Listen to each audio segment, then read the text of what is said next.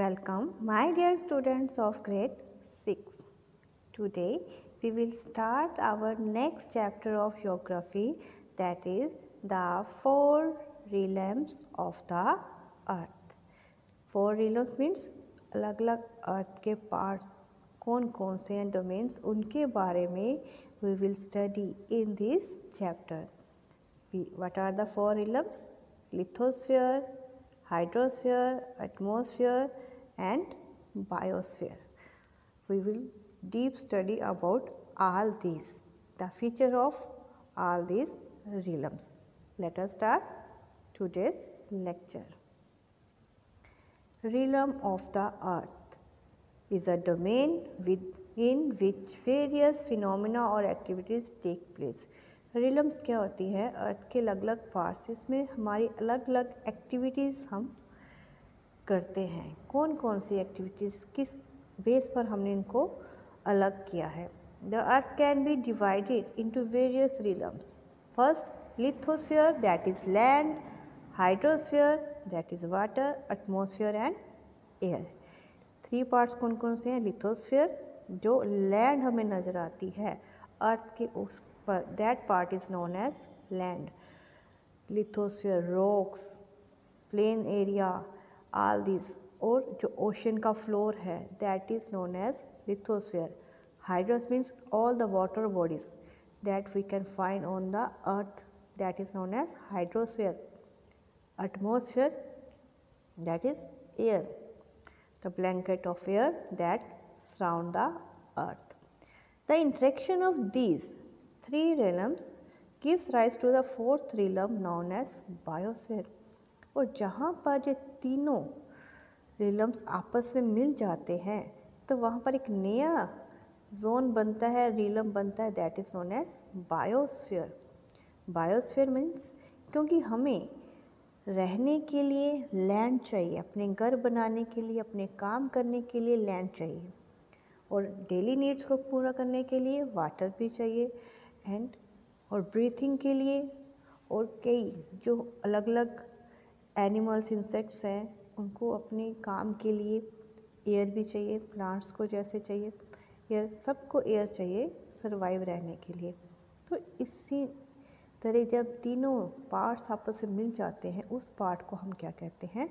Biosphere. Biosphere means sphere of life, means जहाँ पर life possible है, that is known as biosphere. The earth is one of the 8 planets of the solar system and also one of the 4 terrestrial planets.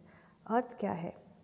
हमारे पास solar system में 8 planets हैं, उनमें से जो 4th planet है दैट इज़ आवर अर्थ. और अर्थ एक terrestrial planet है. टेरेस्टेरियल मीन्स रॉकी प्लैनेट है.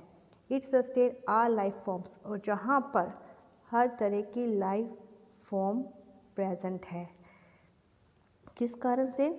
क्योंकि जहाँ पर एयर है, वाटर है और लैंड है, मीन्स हमें ब्रीथ लेने के लिए एयर यहाँ पर मिलती है, पानी मिलता है और रहने के लिए लैंड भी है. That's why life is possible on the earth.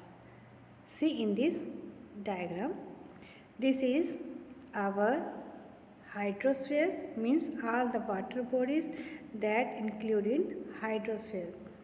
This is atmosphere, blanket of air, and this part is known as lithosphere.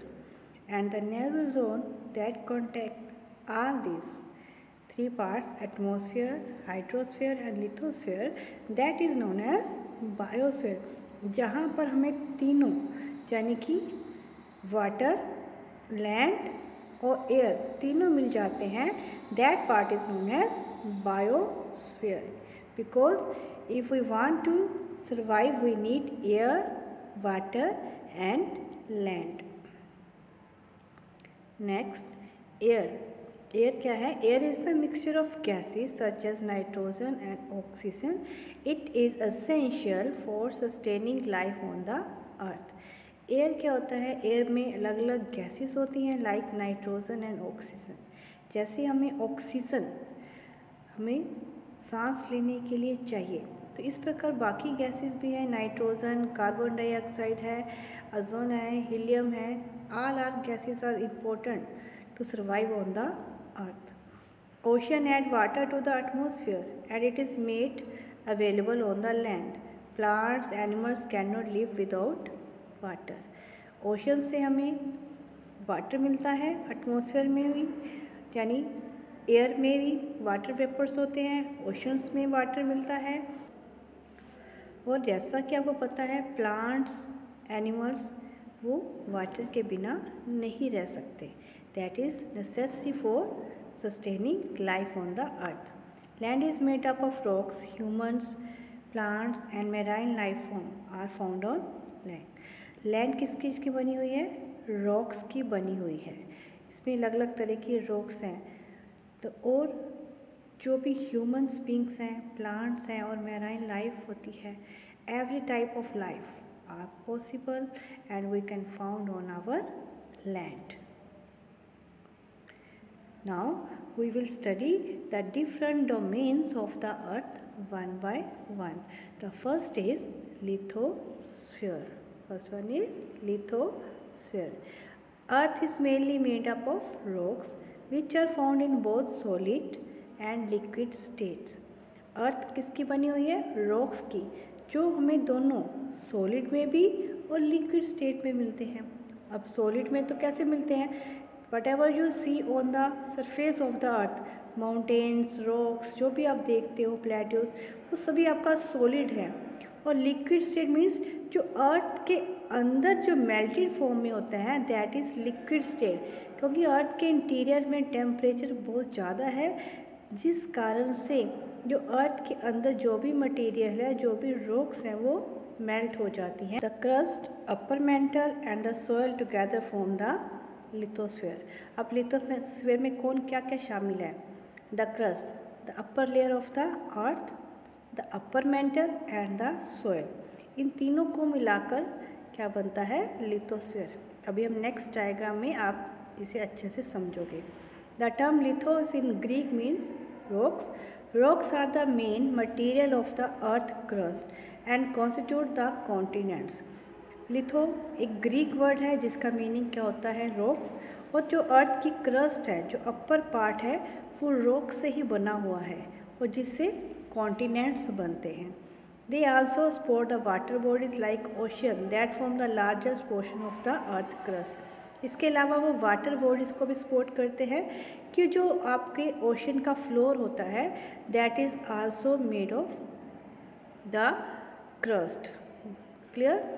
The rocks are found on the earth's surface are or in the exterior, the solid state and the interior is a liquid state. तो अर्थ के ऊपर जो rocks होती हैं, चाहे उसके exterior में है और इंटीरियर में, जो एक्सटीरियर में मिलती हैं that are in the solid state, और जो इंटीरियर में मिलती हैं आपकी rocks that are in the liquid state. Liquid means melt हुई मिलती हैं, like of water. See in this diagram, this is the interior of the earth. अगर हम अर्थ को देखते हैं तो इट इज़ लाइक अनियन। जैसे अनियन होता है तो उसकी अलग अलग लेयर्स होती हैं, तो आपकी अर्थ की भी अलग अलग लेयर्स हैं। First layer is known as crust. Next second is mantle. Mantle is divided into two parts, upper mantle and the lower mantle, and the third one is core. So these are the three parts that the earth is divided. And in the lithosphere we include the upper part crust, upper mantle and the soil that we found on the earth. That all makes the lithosphere. And in the next video we will study about the interior of the earth, means crust, mantle and core. Thank you for watching the video.